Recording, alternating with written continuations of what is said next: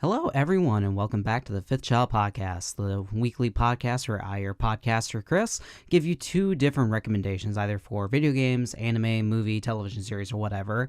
So this month, I've been trying to focus more and more on scary, horror-based kind of entertainment, and I want to continue that tradition. We have at least 2 or so more weeks, and I have an idea in my head where I'm actually going to post an episode on the day of Halloween, and I have some ideas of what that video is going to be about.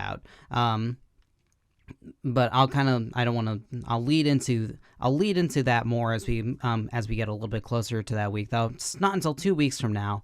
So we're going to go ahead and continue with this week's podcast, which I don't really know how long it's going to go, because there's at least one piece of entertainment, the television series, that I could go on for quite a good long while, and I want to see exactly how much I want to talk about it. But for today's podcast, there's at least a video game and a television series I want to talk about. So let's go ahead and we're going to just jump right into the video game. And I just want to say, if you like what you are listening and you want to hear more of it, just make sure to like, comment, subscribe. Remember, the podcast always comes out not always. I've been kind of bad about that a couple podcasts ago, but I'm getting back on track. Comes out every Friday at 12 o'clock in the afternoon, or right at noon, and is ready for viewing around that time every single Friday. So we're going to go ahead and just jump right into the first part of today's podcast, which is going to be a video game. The video game for today's podcast is going to be Outlast, a first-person survival horror game that was developed by Red Barrels, an independent studio who has also made the DLC for Outlast 1, which I think I'll also talk about as well in this podcast. They'll kind of meld together with my overall discussion. And then they also made Outlast 2, which was recently released in 2017. So the original Outlast was actually developed in September of 2013. I don't know why, but I for some reason I always kind of felt like it was released in 2012. It felt like it was I always kind of felt like the game originally came out in 2012. I definitely purchased it on Steam when it was on sale back during that time, and I have it for PC, but I also own the Nintendo Switch version, so I'll mainly focus on the Switch version. I do have distinct memories of it for some reason coming out in 2012, but I don't know if that's just because I was kind of riding off of the Slender craze a little bit, and that kind of went into 2013 a bit, so I might have melded the two memories in my head together. But the original Outlast came out in 2013 and was also followed up by a DLC, which is the Outlast the Whistleblower DLC, which focuses on a completely different character. So I'm going to go ahead and just talk about what the main concept and the story is kind of about. So the gameplay itself for Outlast has you take over the role of an investigative journalist known as Miles Upshur, who goes into this old, creaky, mysterious, and completely broken down psychiatric hospital in the middle of nowhere in Colorado. And in the words of the Joker in Arkham Asylum, both the graphic novel and the video game, the inmates are now running the asylum. The entire game is played from a first-person perspective, where you play as Miles as you try to survive your way around the entire psychiatric hospital. You have the ability to walk, run, jump, grab ledges, and everything, but you do not have the ability to hit anyone. There is no offensive mechanic throughout this entire game. This is one of those games that melts together the walking simulators that we have been seeing more and more of, with a little bit more of survivalist horror to it as well. The game is all about you running away from inmates, running away from certain monsters that are within this hospital, all while trying to survive and hide away from them. And one of the most interesting aspects of Outlast from a gameplay perspective is that this game includes a mechanic known as the camcorder. Throughout the entire game, Miles Upshur has a camcorder, a little video camera headset that he has on that you can put on and take on at any time, and you are recording the entire game as you're playing throughout it. I wish there was, and this kind of brings to one negative that I noticed once you finish the game. I wish there was a way that you could actually look through, that you could actually view the entire game through the perspective of the camcorder after you had finished playing it, because the game does actually keep track of how long you're playing the game through the camcorder and how long you're recording. So I thought it'd been kind of neat if it did that, but that's a little minor quibble about the game. The other thing about the game is that the only way to actually see some of your way throughout the game is that you have to use the night vision mechanic on the camcorder in order to view most of the hospital, because a lot of the hospital is unlit, except for a couple rooms that have some dimly lit places. So the entire game, you pretty much get to view almost the entire game in a night vision mode, which adds an extra layer of creepiness to the entire game. This is compounded by the graphics as well, which aren't the best I've ever seen by any means. It certainly looked pretty good back in 2012, 2013 for an independent game. This, I think, was a good year or so. This game did come a good year or so before the PlayStation 4 and Xbox One started to make their waves. So when the game originally came out for PC, for an independent studio that only ran on Unreal Engine 3 during the time, it did look really good. And especially in the night vision mode, there's a certain aesthetic to the night vision mode that does make the game a lot creepier. And here's where I talk about the game's creepiness itself. Is the game actually scary? Yes. I talked about this prior in my It Chapter 2 review in the first week of October, but I'm not a big fan of jump scares. I'm not a big fan of jump scares in movies just because they're very, very rarely used effectively. It feels like they're used to elicit some sort of response from the audience. And when that's used in a horror movie, the majority of the time that it's used in a horror movie, it almost completely, totally deflates the tension. That's usually because there are fake jump scares that don't actually hurt the person, that don't hurt the character that the jump scare was caused by, or the jump scare is completely, totally effective, the character's killed, and then we just move on to the next scene. And it has no lasting effect once the jump scare nerves have ended. Outlast uses a lot of jump scares throughout the game, but it's used effectively, and I think I have an hypothesis as to why I find it effective. I think the first-person perspective does help considerably, but I think from an interactive perspective, having the jump scare happen to you and you needing to make some sort of response in order to not die in the game does ratchet up the tension considerably and does make it effective. So I think the interactive aspect of it does help. There are very often times when, say, I'm playing Outlast, or I'm playing a scary game like Outlast, I very often sometimes just want to put the game down because I don't want to die in the game. I don't want something scary to happen that's going to kill me, because one, that means I'm going to have to restart a whole area one more time, or two, just because, say, the scary thing was actually particularly scary and it was a good jump scare, and I don't know when the next part's going to happen. So the game itself is effective. I think that's the best thing I can say about Outlast, is that it is effective. The story is absolutely nothing special. Obviously, since you're an investigative journalist, you need to look for clues throughout the entire game, but they're not necessary. There are little blue folders that you find throughout the psychiatric hospital that does provide some backstory. That's some decent light reading, but it does take away from the interactive aspect of the game, and honestly, it's not the most interesting story to really listen to or to read. Because you get the general gist of the story just by playing it. It does provide you a little bit of context as to what's going on, but it's, as I said, it's not completely necessary. The gameplay itself does work very, very well. For a first-person game, it does. For a first-person game, there is a little bit of clunkiness to the controls, especially some platforming sections. First-person platforming has never been a strong suit of video games, and I don't think Outlast is going to revolutionize that in any way whatsoever, and that's okay. Where the game excels more or less at is the creation of an atmosphere, creating an interactive experience where these things are happening to you and they feel like they're happening to you, and that's what makes them terrifying.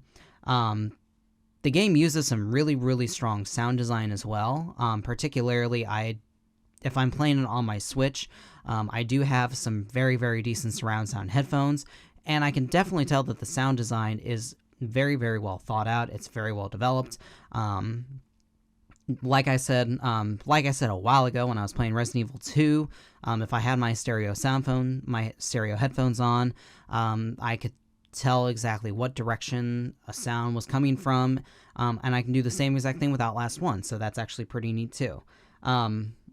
The game also has a pretty lenient checkpoint system as well, much more lenient than Little Nightmares was. It's very clear where a checkpoint is, and honestly, when I said earlier that sometimes I felt like not playing the game because I didn't want the next scary thing to happen and for me to lose my progress, the game is pretty lenient with its checkpoints and having them pretty evenly spaced out, that it doesn't feel like you're losing that much progress as you go throughout it. The DLC, also I'll talk about the DLC a little bit. So the Whistleblower DLC is a little prequel to it, where you play as one of the research scientists who works at this underground facility that's underneath the psychiatric hospital, and the weird lab experiments that are going on there that might not cause what we're seeing right now in the psychiatric hospital. And it does reach a point where it runs in parallel with the original game. So that's actually pretty interesting. It is pretty interesting, and it's also a much shorter game than the original Outlast game is. I think it took me around maybe 8 to 10 hours to finish Outlast 1, and the Whistleblower DLC, I think, barely clocked in at 2-3 hours maybe. Both are not that long, but they do provide the right amount of scares. And unfortunately, there is not a lot of replayability with it. I think the replayability of it, I think there's a definitely good replay value to the game if you're playing it to a crowd. Most horror movies always do a good job of playing to a crowd, especially if they're jump scare fest, like It Chapter 1, 2, the Conjuring movies. Those movies are always great movie-going experiences if you're with a nice crowd that's very receptive to the movie. And I think Outlast is the kind of video game that is more endearing if you have a large crowd either watching the person play it, or people are or if you're watching on a stream and reacting with the streamer. And I think Outlast is definitely one of the progenitors to the streaming YouTube compilation Scarefest that we've seen since Jacksepticeye, Markiplier, and PewDiePie, and many, many others. Outlast and Slender were definitely the progenitors of that sort of style of YouTube content creators, and I think in that respect, I think Outlast does owe a lot to them, and I'm pretty sure that they will admit to that as well, that Outlast definitely influenced how they go about creating their content. So in the same way that Slender, the 8 Pages, did the same thing in 2012, Outlast definitely evolved that much more and kind of put us in an interesting place 2014 and 15 with YouTube content creators playing these sorts of games and having their viewers watch them play scary games and react alongside them. So I think that's all I got to say about Outlast. I think it's a very, very good game. It's a very solid horror game. There's not a lot of replay value to it, and there are plenty of other games like it, but I think Outlast honestly does what it does the best out of them all, and I think it's a definite recommendation for me. So now we're going to go ahead and jump right into the next portion of the podcast, where I'm actually going to talk about the television series that I want to talk about today. And so this television series actually means quite a lot to me. This series has been one of my personal favorite series ever since my later years in high school, all throughout college. It's also a series that I've kind of fallen out of love with multiple times throughout its runtime. There are at least different portions in the series that I just kind of lost interest in, and then decided to pick it back up again after a certain period of time, and then fell back out of it again, and then recently decided to rekindle my love for it, and it's very good that I've done that, because now the series is going to end this coming season. And the series I'm going to talk about is Supernatural, which is the dark fantasy series created by Eric Kripke that is aired on the CW network, originally the Warner Brothers network, since 2005. Supernatural currently is probably one of the longest running television series of all time. That is not a soap opera. It's up there with the new version of Doctor Who. It's up there with plenty of other television series that have gone on for an incredibly long time, and I'm almost sad that it's going to be ending now, because that's going to be it for it. But let's go ahead and actually just talk about what Supernatural is all about. So Supernatural is a television series that was on the CW, that was on the Warner Brothers network before it got turned into the CW network, and is about the adventures of two brothers, Sam and Dean Winchester. Sam and Dean Winchester are the two sons of their mother and father, John Winchester and Mary Winchester, who've decided to take up the life of hunting monsters and demons. After, when Sam was born, their mother, Mary Winchester, was killed by a yellow-eyed demon, who then forced their father, John Winchester, to take up hunting and have Sam and Dean follow him around in order to find the yellow-eyed demon, all the while fighting monsters, demons, vampires, werewolves, and other monsters throughout most of basically rural America. And the entire series is, for the most part, is just focused on their adventures and them dealing with the sort of life that they have chosen. The series has gone on for about 15 or so seasons, and the series does do some very interesting things to re-innovate itself multiple times throughout its runtime. And I think probably the best thing about Supernatural is its devotion to expanding its own mythology. And I'm going to be a little bit hesitant with how I do this because I don't want to include too many spoilers. I think what I want to do is maybe talk about each season at the length I think it's necessary to talk about what I like about each season. But I'll give you the short running summary of what the entire series is about and the rotating cast of main characters that have gone throughout it. So the story is mostly focused on Sam and Dean Winchester. Sam and Dean Winchester are both by Jared Padalecki and Jensen Ackles, respectively, and both do an amazing job. Now this, which is very, very interesting, interesting in and of itself, because if you don't know too much about their prior history, Jared Padalecki and Jensen Ackles are not seasoned actors whatsoever. They're mainly television actors prior to this. Jared, I think, was only about 23 or so when he first got the job for Supernatural, and Jensen was only about, say, 28, 29 or so. And before that, I don't think Jared had done anything, and Jensen was in the famous soap opera The Days of Our Lives, which is not well known for its high-quality acting whatsoever. So these guys were interesting picks for a series. If you look at a history like that, excuse me.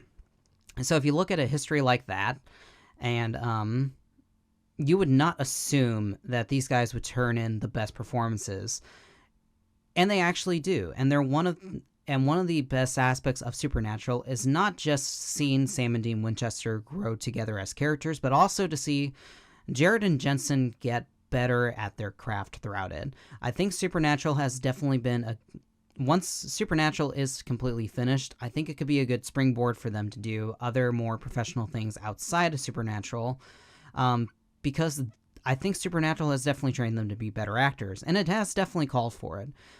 Going on about the characters, so Sam and Dean Winchester are both younger and older brothers. Sam's the younger brother, Dean's the older brother, and they both have two very, very distinct personalities. Dean Winchester, who's a big fan favorite for most of the fan base of Supernatural, is a very gun-ho hunter. He's very devoted to his father and his mission to find the yellow-eyed demon that killed Mary Winchester. And is therefore a lot less forgiving in terms of their mission towards hunting monsters. Dean is very motivated in his main goal and his main mission, and is a little bit more of a devotee to his father and his mission than, honestly, Sam really is. And as we go throughout the first season, particularly in Season 2, we learn more and more about how Sam never wanted the life of a hunter to begin with. Sam actually found a period in time when he was able to get out of hunting and be able to go into college and get a good, decent way through college, about to become a lawyer, until Dean comes back into his life and tells him that John Winchester has gone missing, and is therefore forced to re-enter the life of a hunter after his girlfriend and almost fiancée Jessica is killed by the yellow-eyed demon in the same manner that Mary Winchester was killed as well. So one of the most interesting dynamics in the series is Sam and Dean's relationship with their father, their relationship with their lives as hunters, and their relationship between each other because of how different they are at the start of the series, and how, even though they do have their own different perspectives, it's how much the series is a lot about their own family relationship and how close they really are to one another despite their own differences. So that's one of the best aspects of that. One of the other greatest aspects of Supernatural, again, is the family aspect as well. As Sam and Dean go throughout all 15 seasons, all 14 seasons up until this 15th season, we get to see a really strong rotating cast of characters. Throughout the entire season, we've seen multiple different cast members, different characters become very intertwined in the lives of Sam and Dean Winchester, and are almost seen as Winchester family as well. And that's one of the most important things about Supernatural, is that it is about family for the most part. And that's definitely the big driving force that makes Supernatural a long-lasting series, is that there is a consistent family drive that goes throughout the series, and how much Sam and Dean are willing to go to not just protect the world and protect and save the world from monsters, but how much they're willing to go for their own family. And we get to see that more and more throughout the series as more and more cast members go in, as the mythology gets greater. Throughout the entire series, we get to see not just Sam and Dean, we get to see multiple other hunters as well, namely their father surrogate, Bobby Singer, who's their informant slash, I guess, supplier as well. I think that's the best thing I can call Bobby, is that he's their supplier, their informant, their middleman throughout the entire series, and then he's also their surrogate father. Whenever John Winchester isn't around, Bobby Singer is as much of a father to Sam and Dean as John is to Sam and Dean as well. We get to see other hunters as well. Some good, some bad. A big dynamic throughout the entire series of Supernatural is that we get to see allies who sometimes become enemies, and then sometimes enemies who become allies. This becomes very apparent as we go throughout Season 3 and Season 4, as not just the heroes shift around, but also the villains do. The Yellow-Eyed Demon is a strong villain for the first portion that he's in, but he obviously doesn't last too long. We get more and more villains as well. We get different demons that come in as well. We get different demons. And then Season 4 and 5 is definitely when things shift around considerably more and more, and that's when we get to see more mythology dropped on us. And we get introduced to the introductions of angels and demons, and how Sam and Dean have a role to play in the apocalypse.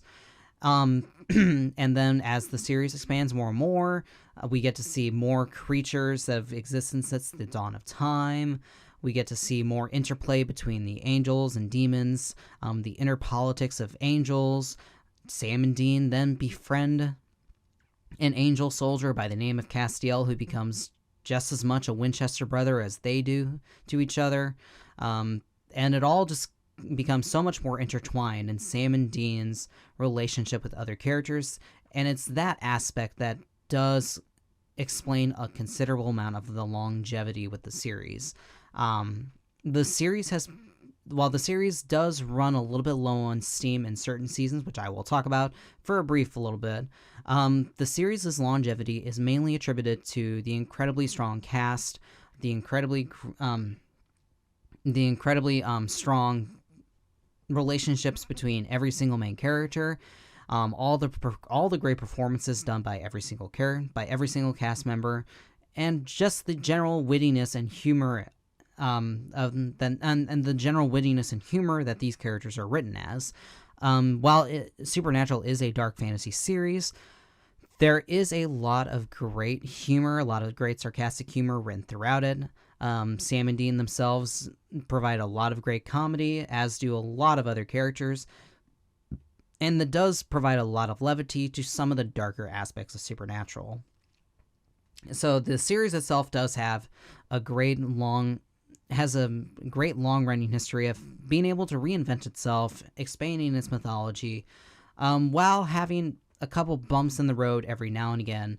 It manages to pick itself back up and then reinvent, and then just be able to reintroduce something new and and then to rekindle interest back into the series.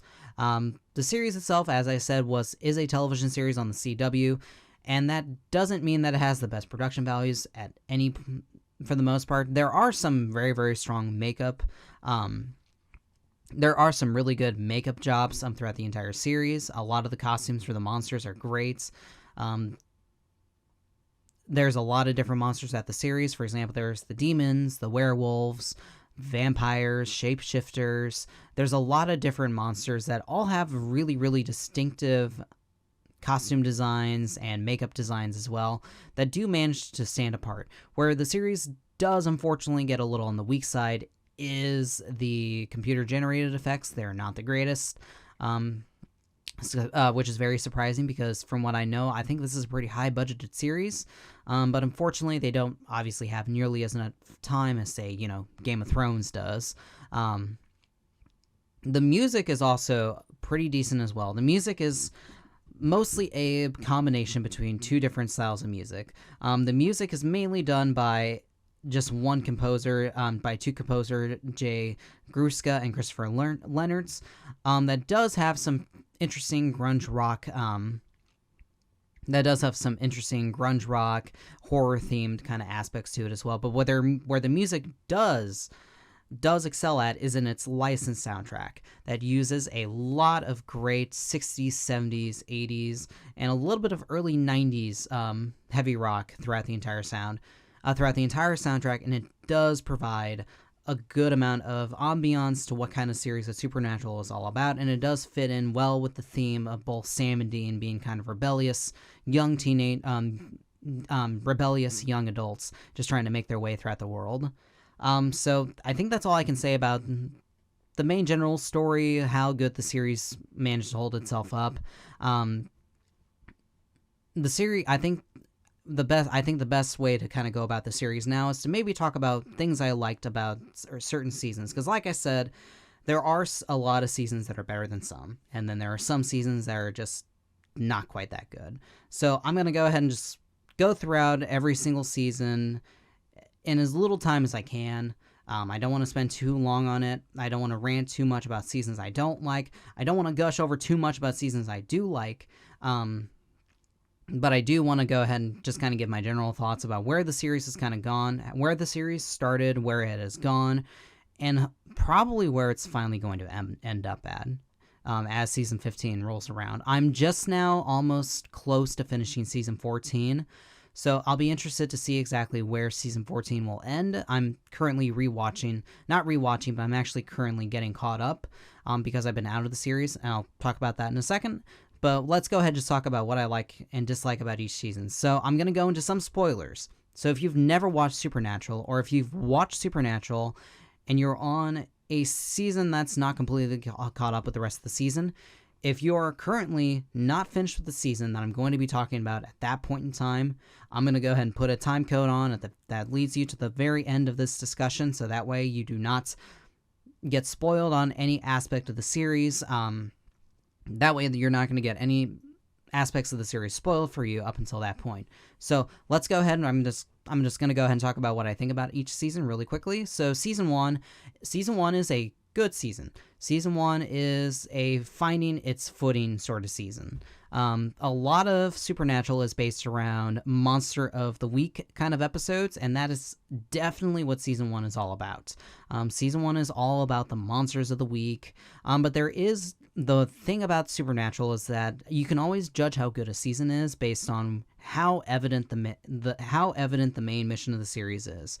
And Season 1's mission is very clear. Sam, Dean, and John Winchester are trying to find the Yellow-Eyed Demon. That mission is very clearly stated from the very beginning, so we always knew exactly where the season was going to end up at. And then it ultimately does end up, Sam and Dean ultimately do find the Yellow-Eyed Demon with their father, and things don't go nearly as well as they had planned it to, and they find out how strong the Yellow-Eyed Demon is. And it does put them in a very precarious position at the very end of the season and gives us a pretty decent season finale, a very good season finale with a very decent cliffhanger. So moving on to season 2. Season 2 felt like a much more confident season 1. The Monsters of the Week episodes were much better written. The monsters are used much more effectively. And the end goal definitely is much clearer in sight, especially at the very beginning of season 2. Sam and Dean ultimately have to deal with a loss in season 2 that definitely pushes them further down the path of where they need to get to in order to fight the yellow-eyed demon. And then as we continue throughout the entire season, we find out about the yellow-eyed demon's fixation with Sam Winchester. There was a reason why the yellow-eyed demon came to the Winchester household that night. He didn't just come there to kill Mary Winchester. He came there for Sam Winchester. And then we find out more and more about yellow-eyed demon. We find more and more about the yellow-eyed demon's plans for Sam Winchester and how Sam might actually have the gift of psychic abilities, and where that comes into play in the Yellow-Eye's plans. It all comes together in a great 2-part finale that still stands as probably one of the best episodes in Supernatural history. That's the final confrontation between Sam and Dean Winchester and the Yellow-Eyed Demon, and it's definitely, as I said, one of the best episodes in the entire season.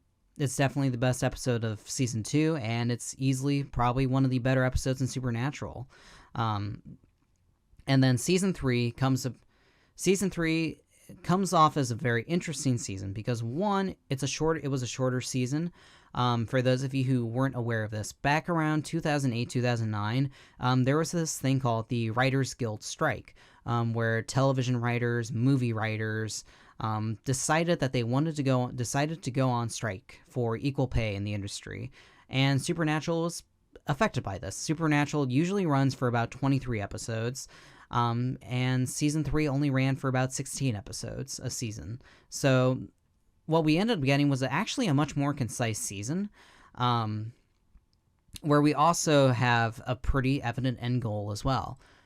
In season 2, Sam Winchester was killed by one of the Yellow-Eyed Demon's cohorts, and because of this, Dean makes a deal with a Crossroads Demon. A Crossroads Demon is a sort of demon who has the ability to make a deal with you and give you whatever you want, but in a certain amount of time, depending on what the Crossroads Demons is looking for and what they're being asked of, they will come for you with a hellhound, and they will drag you down to hell and damn your soul and damn your cell. So what happens is, throughout all of season 3, is Dean kind of coming to terms that he doesn't have long left before his hellhound's coming to get him. We get to see interesting new characters. We get to see a couple interesting but very misused characters in the demon Ruby, who is an interesting character by concept, but was not well executed in either season 3 or season 4.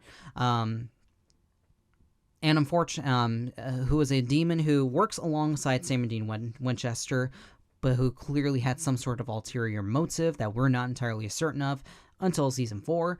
And then season 3 also included a cat burglar thief known as Bella Talbot, played by Lauren Cohen, who is well known for Walking Dead, her performance in The Walking Dead, who is also very underused as well and misused. And I think that kind of is, I don't want to tiptoe, I kind of want to tiptoe over that as well, but Supernatural is unfortunately a little weird with its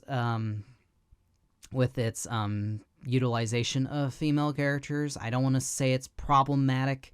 I think that's too overused a word. But yeah, I don't want to, I'm not going to talk about it. There's not much I can really say about that because Bella and Ruby are kind of outliers in that respect.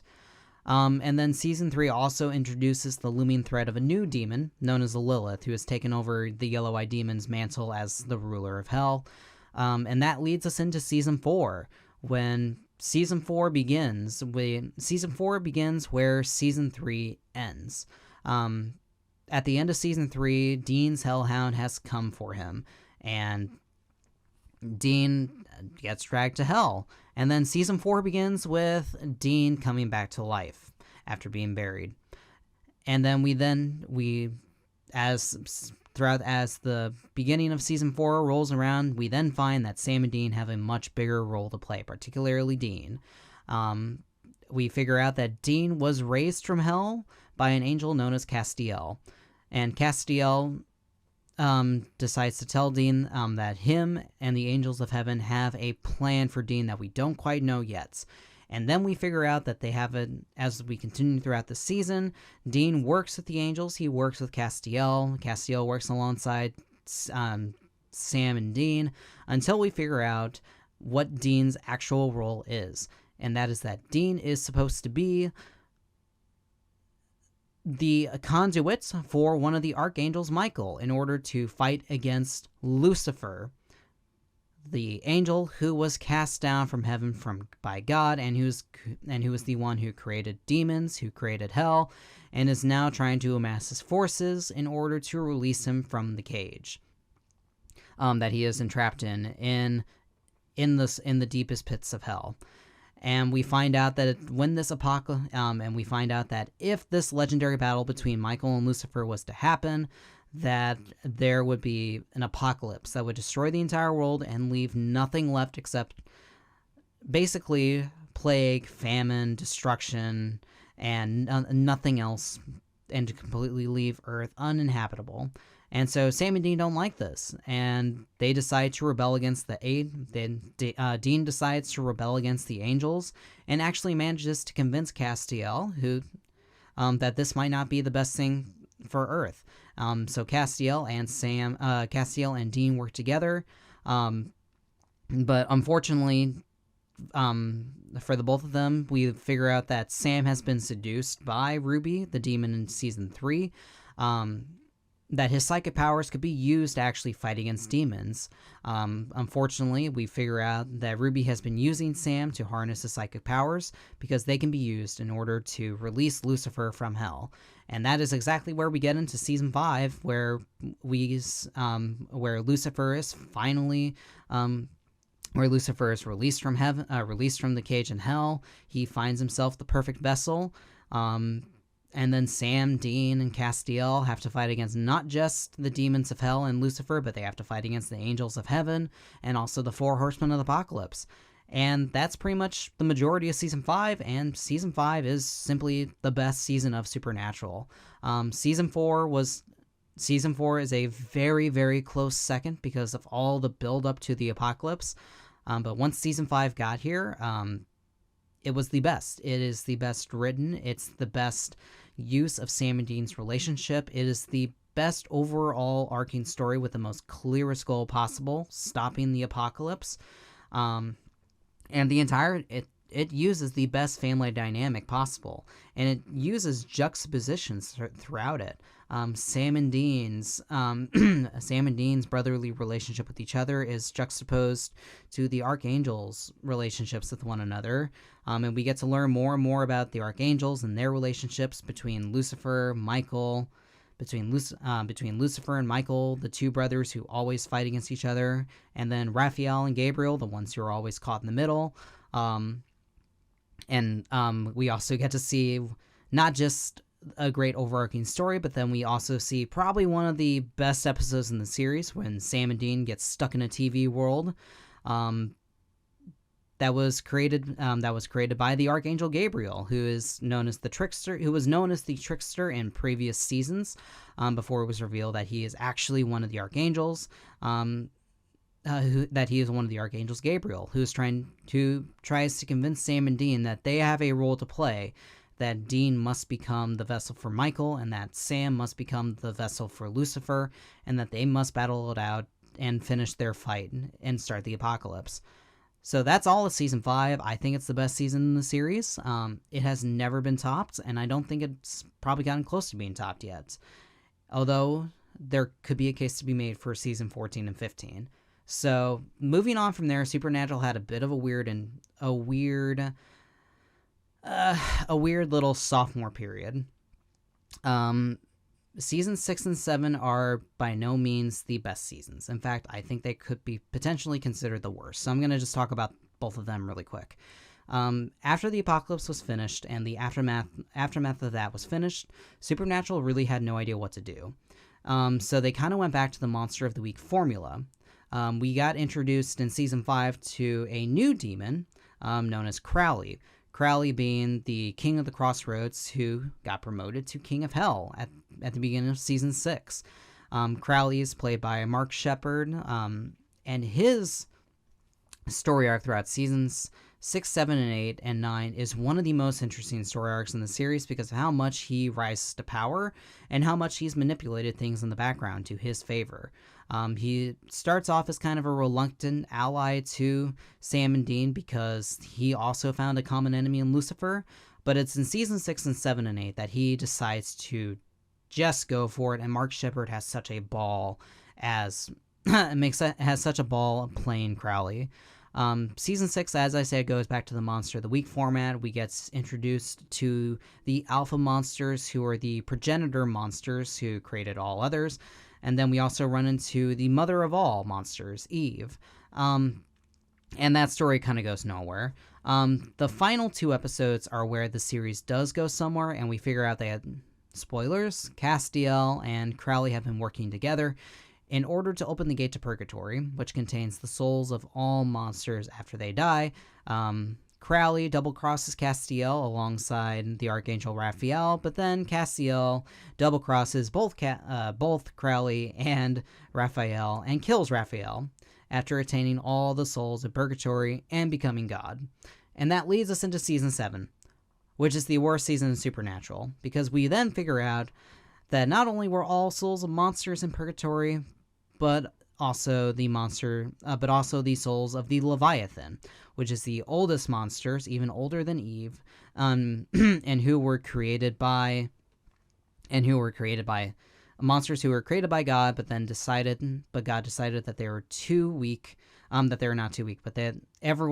all other monsters were too weak, so he banished them into Purgatory so they would not cause any further harm. And then Castiel gets possessed by the Leviathans and then decides to sacrifice himself. And it does absolutely nothing, and we then get to deal with another 22 episodes of the most misused monsters in the entire series. The Leviathans did nothing for me, and then the majority of this season kind of peters out and kind of leads to nowhere. It also has probably one of the best episodes in the series, but also one of the most heartbreaking episodes in the series, and one that I don't think Season 7 deserved to have.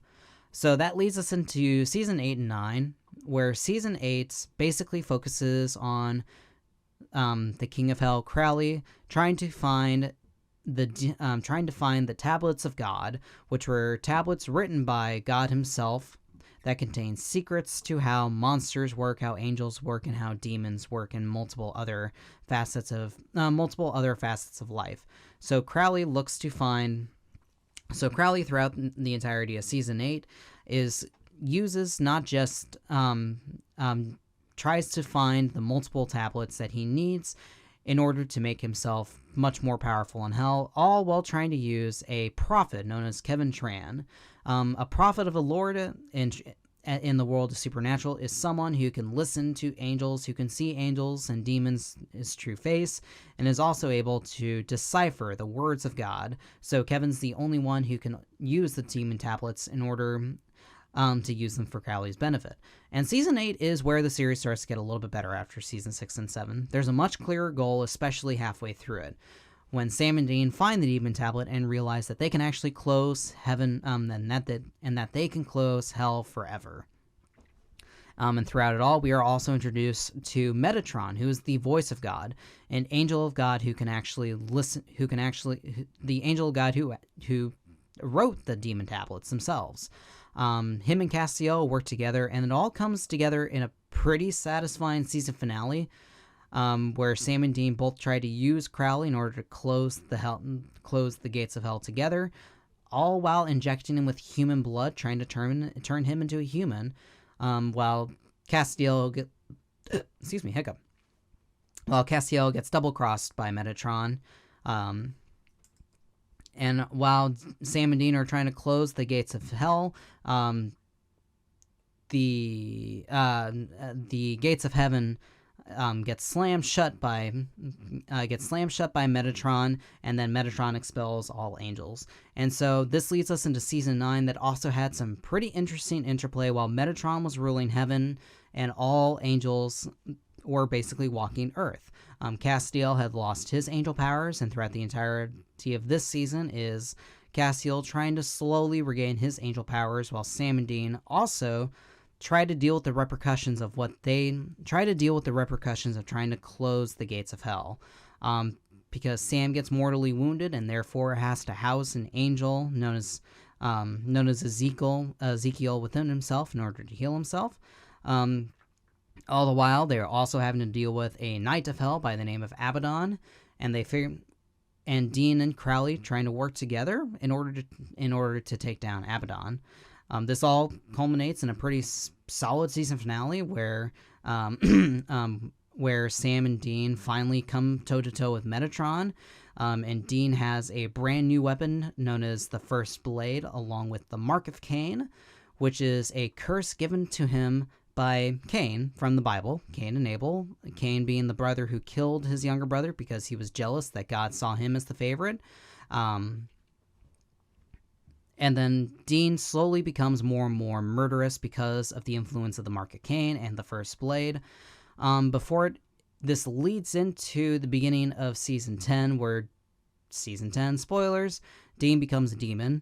And this is probably one of the most misused storylines in Supernatural. It's definitely not as bad as Season 6 and 7, but it's not as good as other seasons.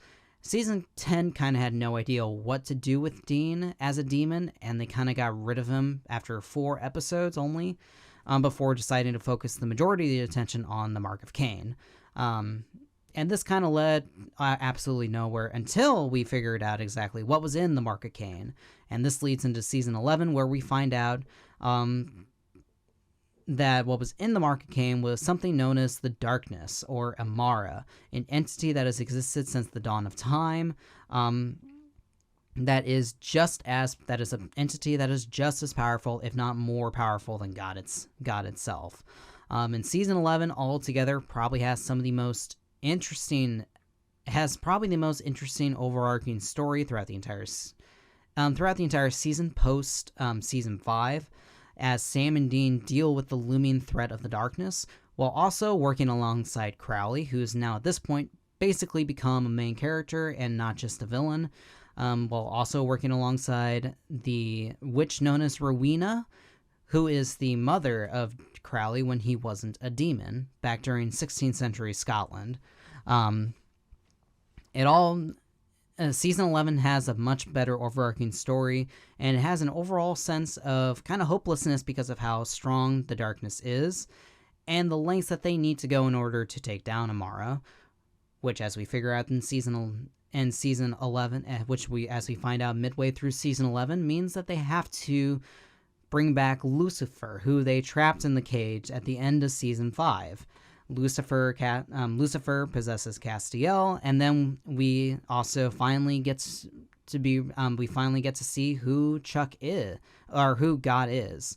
If you've been paying to Supernatural up until this point, you then know that that God was actually disguised as the prophet, known as the prophet Chuck Shirley, who was someone who was a prophet introduced in Season 4 and Season 5, who helped Sam and Dean ever so slightly. Unfortunately, Season 11 kind of peters out near the very end, and the final confrontation between the darkness and God isn't as great as it all kind of cracked up to be. But that leads us into Season 12, which is probably the second worst, is probably the third worst season in the series. Not because it's objectively bad. It's more or less kind of just not that interesting.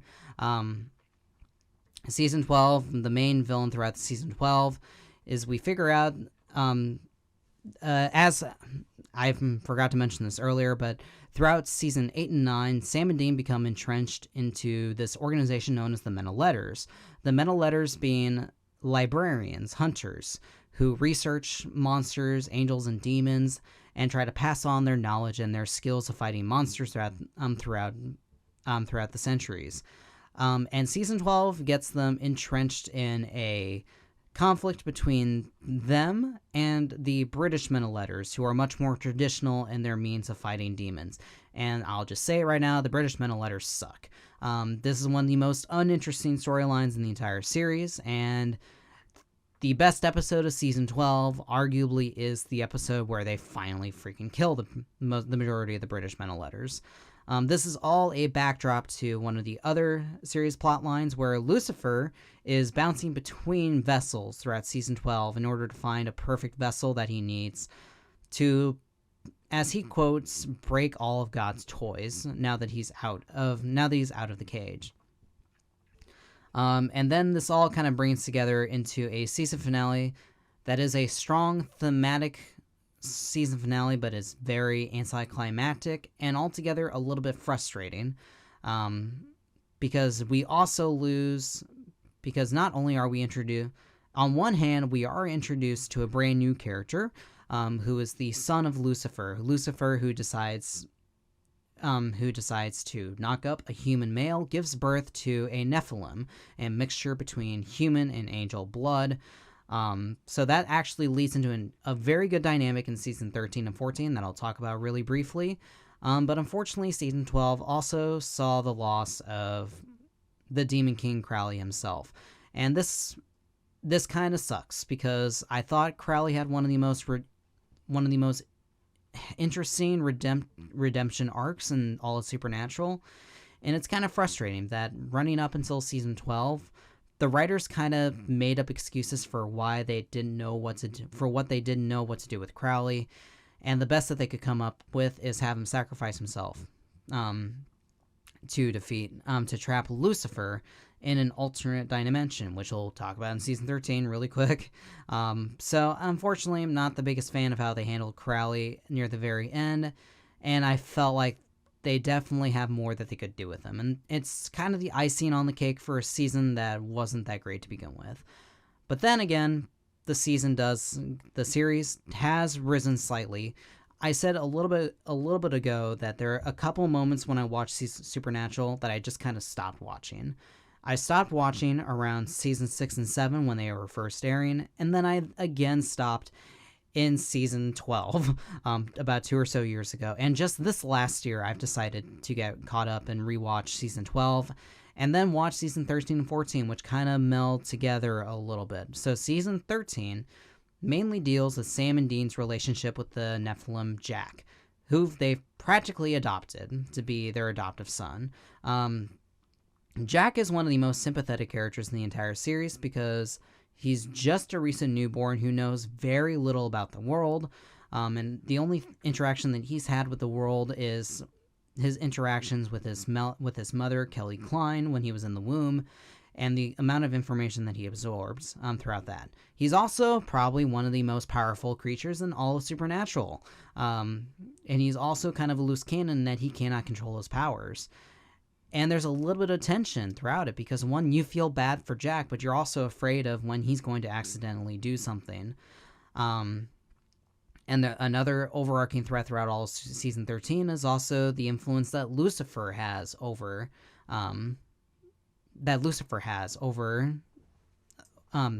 Jack as well. So that is one of the more interesting dynamics as well.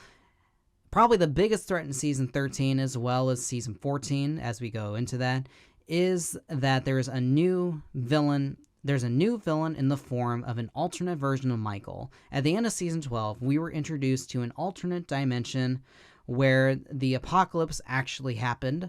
And Michael did in fact kill Lucifer, but now he has waged war against humans, and demons all alike, and it doesn't matter who gets killed in the process. This alternate version of Michael has now made his way into the real dimension, especially and is also while still wreaking havoc in the alternate reality of Earth, is now wanting to remake this version of Earth in his own image. And by the end of season 13, we get to see that come to a head.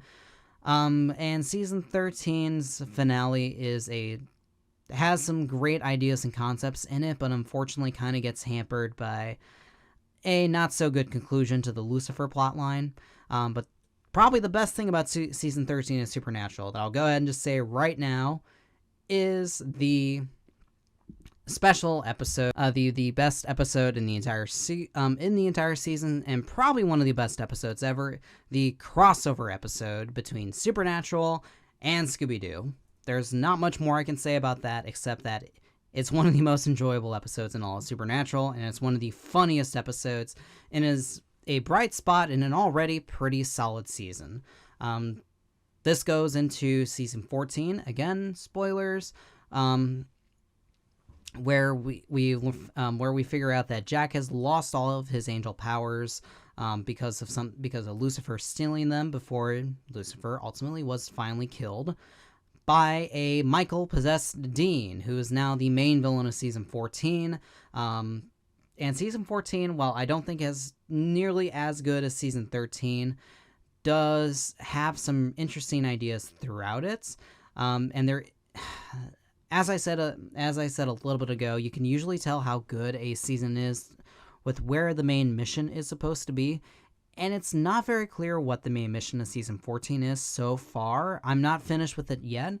The last episode that I finished was episode 13, Lebanon, which is one of the most heartbreaking episodes that I've seen in all of Supernatural. It's also one of the best. It's one of the best written ones as well. So that's kind of it for season 14. That's all I can say. Hopefully, maybe once season 15 is done, I can go ahead and just give my full impressions of how I feel about season 15. But yeah, that's kind of it for Supernatural. This is one of my personal favorite television series of all time. Once you get past once you get past the kind of freshman-ish era of this first season with it trying to find its footing, I'm going to finish this podcast as soon as I can because my voice is now fading me. Once you get past the first initial efforts of season 1, the series does mature considerably, and then it does provide very good glimpses of reinnovating itself every so often, and I think it is on a good track of having a very good season, a very good final season. So that's all that I have to say about Supernatural, and that's kind of it for the podcast. I want to thank you so much for listening in. I hope that the Supernatural rambling didn't go on for too long. Again, if you're just now coming in at this point now, that means that you clicked that embedded icon, that you didn't want to get any spoilers. So I thank you so much for listening in. Excuse me, hiccups.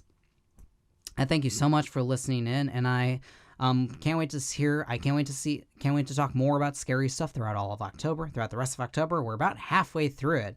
I have a Halloween costume planned out as well, so hopefully, once I get that entire thing, once I get all the pieces I need ready for that, I can probably show that off in the podcast as well.